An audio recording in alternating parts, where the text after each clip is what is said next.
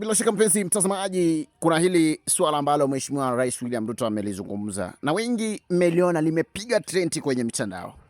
Mheshimiwa William Ruto amesema kwamba kila kiongozi ambaye amepewa nafasi ya kuongoza kwenye asilia yoyote ile, ikifika mwaka 2027 kila mmoja ataleta rekodi yake. Aseme mimi kama MCA, mimi kama mjumbe, mimi kama women rep, mimi kama seneta, mimi kama gavana, mimi kama president.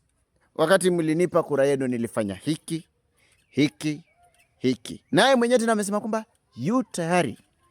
Mheshimiwa William Ruto amesema kwamba yu tayari kuleta tena rekodi yake moja kwa moja, ije adhihirishie kwamba Wakenya, nilipata taifa hili hapa, limesonga hapa na linaelekea pale. Akawarai tena Wakenya wakati huu wawe waangalifu sana, wasipigie mtu yeyote au kiongozi yeyote yule ambaye hajaleta ha working record. Watu wangu, mmeshindaje? Mko wazima kweli?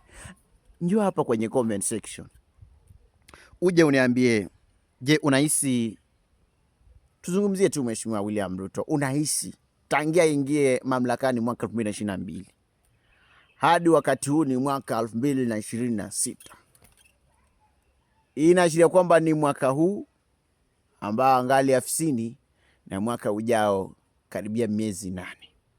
Je, unahisi Mheshimiwa William Ruto akileta ha working record, kuna mambo ambayo unahisi kwamba ameboresha? Je, ni nini Mheshimiwa William Ruto ameboresha? Ni wapi hajafanya chochote? Njoo hapa moja kwa moja, zungumza nami, tupe working record ya Mheshimiwa William Ruto. Twende moja kwa moja kwenye comment section.